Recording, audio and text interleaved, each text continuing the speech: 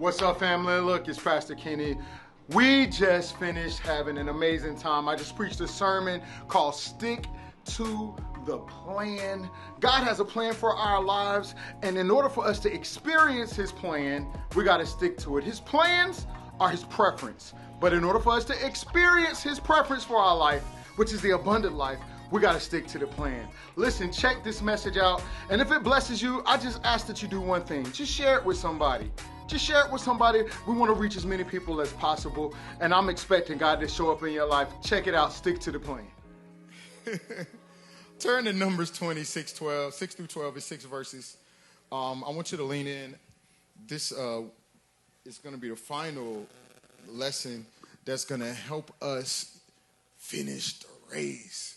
We're starting out this year. Normally we start out setting goals and we look at the goals, but I believe that we want to start with the end in mind. And we're making our minds up in January that when we get to December, it won't be nothing on my goals list that I didn't reach, nothing on my goals list that I didn't attain, that I'm planning to finish. And I believe that God is going to reveal to us a key to help us do that. Verse 6 says, Moses and Aaron went from the assembly to the entrance of the tent, to the tent of meeting, and fell face down, and the glory of the Lord appeared to them. The Lord said to Moses, take the staff, and you and your brother Aaron gather the assembly together, speak to that rock before their eyes, and it will pour out its water. Somebody say, speak to the rock. You will bring water out of the rock for the community so they and their livestock can drink. So Moses took the staff from the Lord's presence, just as he commanded him. He and Aaron gathered the assembly together in front of the rock, and Moses said to them, listen, you rebels, must we bring you water out of this rock? What's going on, Moses? You all right? Then Moses raised his arm and struck the rock twice with his staff. Water gushed out, and the community and their livestock drank. But the Lord said to Moses and Aaron, because you did not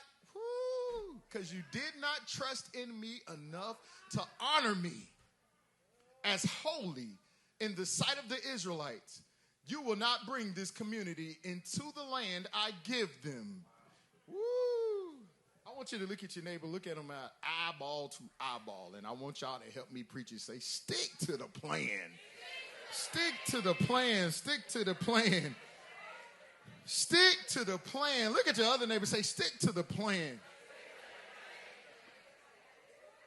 Stick to the plan. Stick to the plan. All right, I want to start here with this. I grew up in the 80s, and there was a TV show that used to come on. Some of you may remember it. It's called The A-Team. You remember that? It was a long time ago, 18. A group of Army military mercenaries, they got dishonorably discharged. They ran, and they would go and they would have these conquests, and they would put these elaborate schemes and plans together, and you would think that it was almost over. See, 10 of y'all should have started jumping right there because they thought it was almost over for you. Shoot, sometimes I thought it was almost over. And you watching, and you're like, man, they ain't going to make it out of this one. I don't know how they're going to make it out. And some kind of way, some kind of how, they would make it out.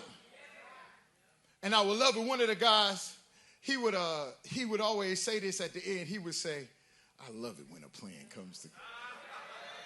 I speak that over your life that God is getting ready to say, I love it when a plan comes together. See, God has a plan for each and every one of our lives. And he's saying, I love it when a plan comes together. I want you to look at yourself in December of next year and say, I love it when a plan comes together. I didn't see it working out this way, but it worked out even better than I could have imagined because our God has a plan, and it says that it's exceeding abundantly above all that I could ask or think. And now unto him who is able to do it. God, I know that you're able to do exceeding abundantly above all that I can ask or think. And it's according to the power that's working in us. I came to tell you that you're going to make it because it's a power working in you. No. It's a power that's working in you. And our God that has made the plans for us put it there, and he knows how to get you to use it best. In fact, I want to tell you this. You're still getting to know yourself, Sean. You're still getting to know yourself because there's a you inside of you that you haven't met yet. You're still dating yourself. You're still figuring it out because some of us have been introduced a little bit because you look back over a couple of years ago and you're saying, listen, if it hadn't have been so tough, I wouldn't have known I was so strong. If I hadn't had to go through that, I wouldn't have known that I had power to overcome. If there's a you inside of you that you haven't met yet, some of you had to figure it out with less than enough. There's no way I could have made it on what I had. God, it was only because of the power you put in me that you could do exceeding abundantly above all that I can ask or think. And I want to know if it's anybody that's got a testimony that says, I made it because of the power. I made it because of the power. I wouldn't have made it no other way. I didn't even know that was in me. I didn't even know that was in me. I didn't know that was in me. That's why you couldn't find nobody to help you figure it out. God's ways are not our ways. His thoughts are not our thoughts. And he knows what's in us. And he said, if I send them help, they're going to give credit to the help.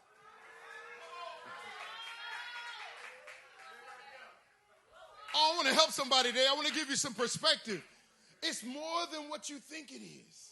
Look at your neighbor and say, it's more than what you think it is. You are operating inside of a plan. And God, he's always interested more in what he's doing in us than what he's doing for us. And if he has to put us through a test to show us the power that's in us, then he said, I'll send the test. They'll be all right. If he has to put us through a hard time to show us the power that's in us, he said, they'll be all right. Look at your neighbor and say, you'll be all right. You'll be all right. You'll be all right. You'll be all right. You'll be all right. You'll be all right. You'll be all right. He gave you a plan and a power to do it, and he gave you power to do it. Woo! Somebody say, I got power. I got power. You're not weak. You got power. You thought because I had to cry about it, I was weak, but I ain't weak. I ain't weak. You thought because I had tears, I was weak, but I got power. I got power. You thought because I got a divorce, I was weak, but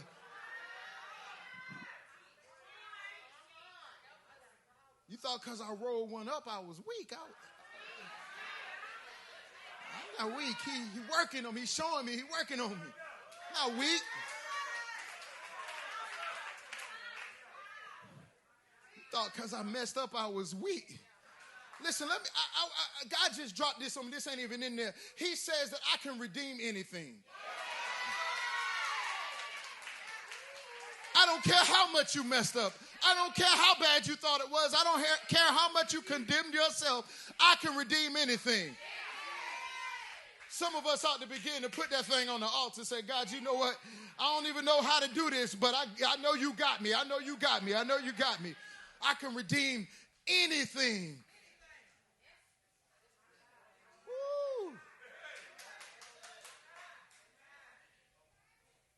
And just like the A-team, God has a plan.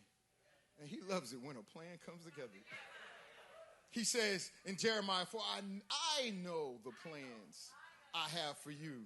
Plans to prosper you and not harm you. Plans to give you hope and a future. God has plans. And it says that he knows the plans. We don't. But the plans are good, great plans. Somebody just scream, God has a plan for me. God has a plan. There's a blueprint. There's schematics. There's a direction he wants us to go. And his plans are just that. Y'all lean in. I want to tell you this. God's plans are just that. Plans. But I want you to write this down. God's plans are his preference. God's plans is the best way. He's saying, if you're going to do this, this is the best way to do it. If you're going to walk this walk, this is the best way to do it. This is my preference. But if his preference is ever to become our experience, then it requires us to be sold out to the plan. It means we got to commit to the plan. It means we got to participate in the plan. It means we have to follow the plan. God's plans require our partnership. You ought to write that down. You ought to put it in the chat. You ought to put it on your mirror in the bathroom. God's plans require our partnership. That means that God wants it, but it's not enough that God wants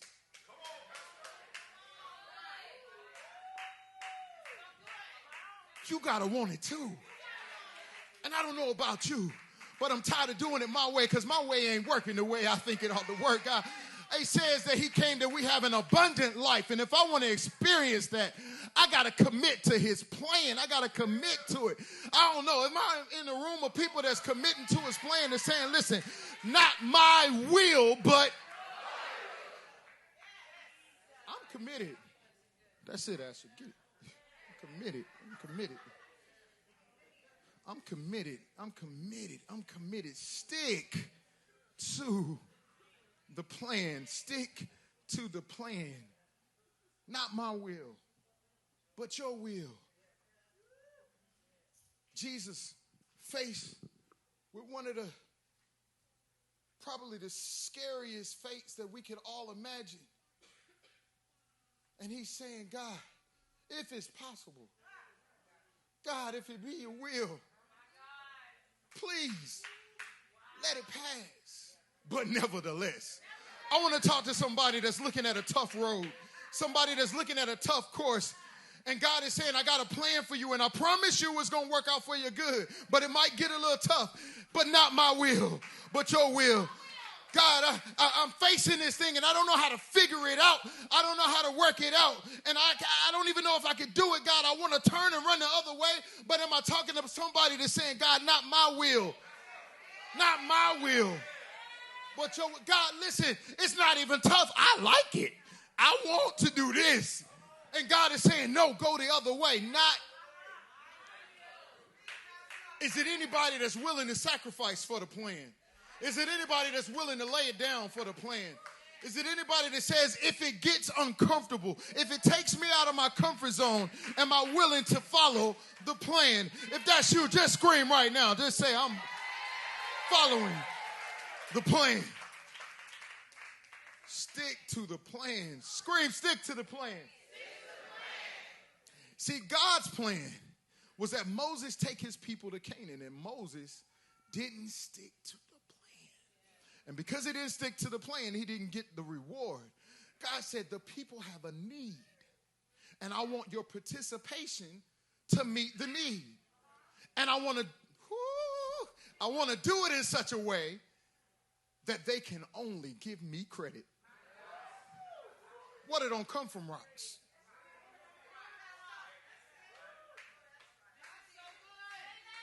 The only way water can come from a rock is if God made it come from the rock.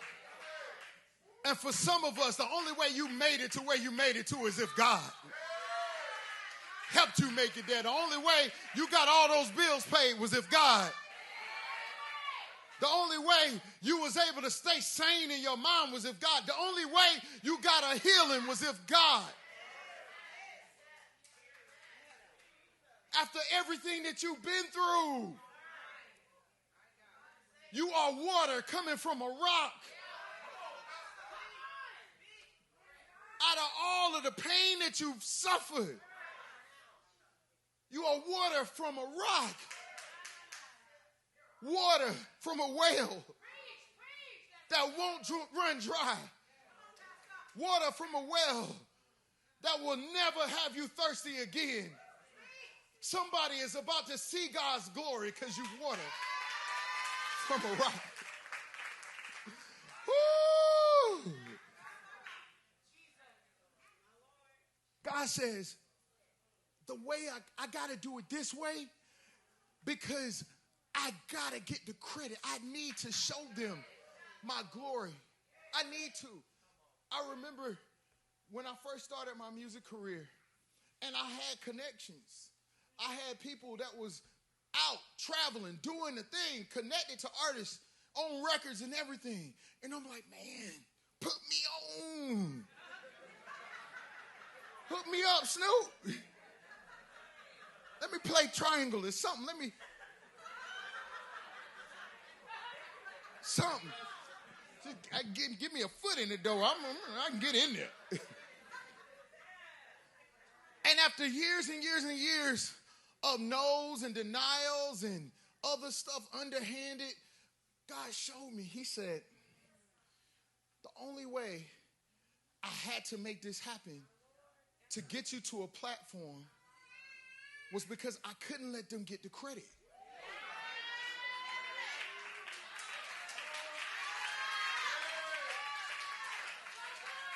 So then, y'all watch this.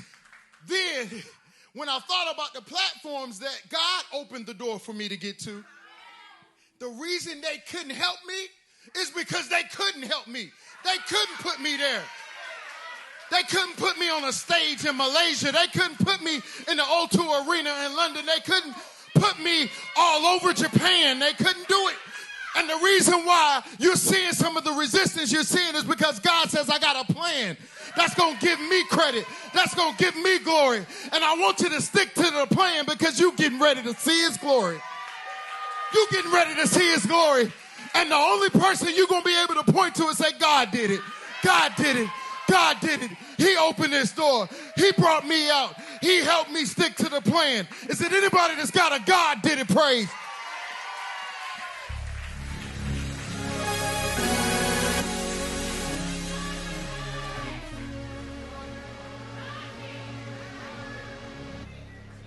God did it. God did it. God did it.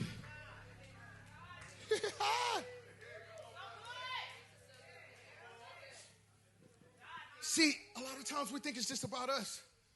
But God says it's bigger than us. It's bigger than us. It's bigger than us. It's more than just about us. God says it's not just about me providing for these people. It's not just about me doing magic or whatever you want to, something miraculous with a rock. He's saying it's about the process. He said it's about the process, because the process matters as much as the promise. Every month this year matters as much as finishing, as much as the checkered flag. In fact, if you stay locked in on the process, before you know it, you'll be across the finish line. God has a way that's doing it that's bigger than what we thought. We thought he was just trying to give people water because they had a need. But God said, I want to show my people how I respond to their voice when I'm in need. God says the people need to see that I won't leave you hanging. I know you in a famine. I know that you thirsty. I know your livestock are thirsty. But I need you to see how I respond when you use your voice. And I don't know if it's somebody here in need, but God's saying if you just use your voice, I'm going to show you how I respond. If you just use your voice, I'm getting ready to show up. If you just use your voice, if you need a miracle, I'll show you the miracle. If you need water from a rock, I'll show you that. Somebody ought to take a second and use your voice.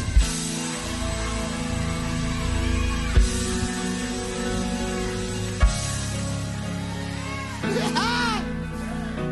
Woo. Use your voice. Because somebody listening right now feels like God has left them hanging, saying, God, what about me? What about me? You done brought me all the way here, and I feel like I'm all alone. I feel like I've been doing everything that I can, and it's just not working out. I want to help you out. It's not going the way you planned because it's going the way God planned.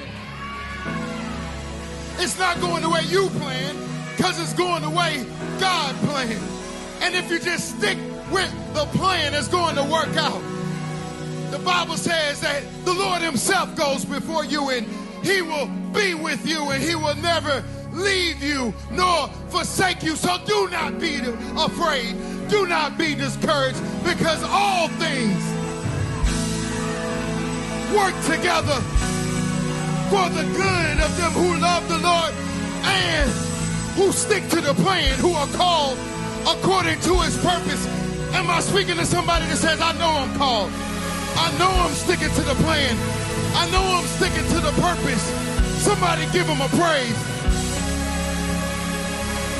If my brother was here, he'd say he's intentional, because all things are working for my good. Mama, if my granddaddy was here, he'd say nobody told me that the road would be easy. But I don't believe he brought me this far to leave me.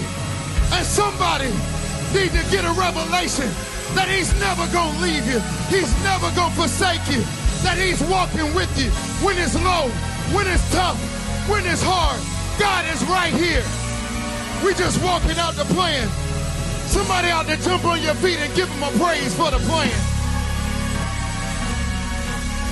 Woo!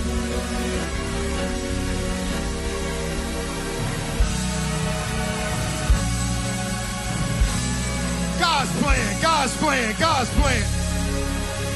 Drake was preaching, he said, God's plan, God's plan, God's plan, God's plan that I go this way. God's plan is going to work out for me. Stick to the plan. It's bigger than you.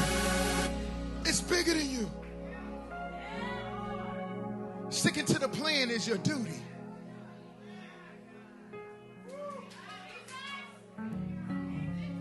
Stick to it. It wasn't because Moses had a plan. He had a plan. It was bigger than him. God says, I need to restore faith in my people. And it wasn't because he could blame God. See, a lot of times we don't stick to the plan because we want to blame God. And God said, I told you to do it that way, not your way. And when it don't work out, we be like, God, see, I told you so. I knew it wasn't going to work. God said, speak to the rock. Speak to it. Speak to it. Speak to it. Speak to it. Sometimes we just got to own up to it. It was my fault. I know we had a plan. And somewhere around May or April, it's my fault. But I'm coming back to you. God says, no matter how far you think you've gone, you can always come back. You can always come back. It wasn't because he didn't have the presence of God. Because we just read it. It says that Moses and Aaron, they went and they laid at his feet. His presence was there. His gift was there. And a lot of times we feel like because we have a gift, our gift can heal us.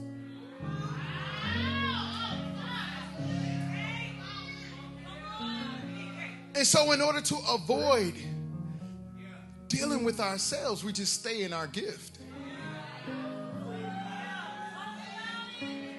Moses was gifted. Moses was anointed.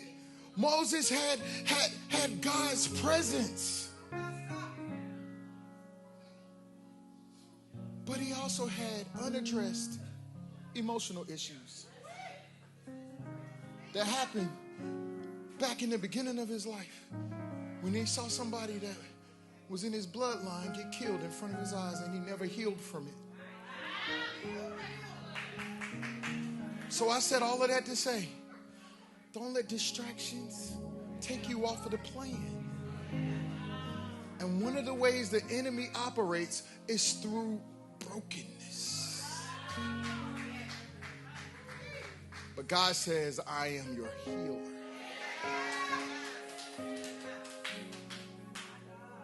That he's not a man that he should lie, nor the son of man that he repent. And if he says I'm near to the brokenhearted, it means I'm near to the brokenhearted. Somebody lift your hands. And just begin to call on him. That's it. Lift your voice. Call on him. Bring him close. God, anything that's not like you, take it out. Any places, that's it, baby. Any places that you might need a healing. Any places that might be broken. Fix it. Because I don't want the enemy to be able to use it as a tether to pull me off the plan.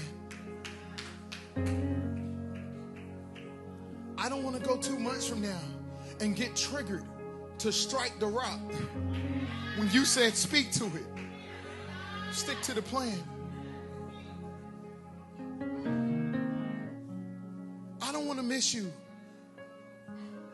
because I haven't taken the opportunity to let you show me. Reveal to me those areas, those places, those spaces that need healing so that I can walk on by them. Come on, lift your hands. God is getting ready to free some people in this moment. God is pulling himself close. He's getting even closer. He's saying that I want to heal your wounds. All you got to do is let me in. Hands up.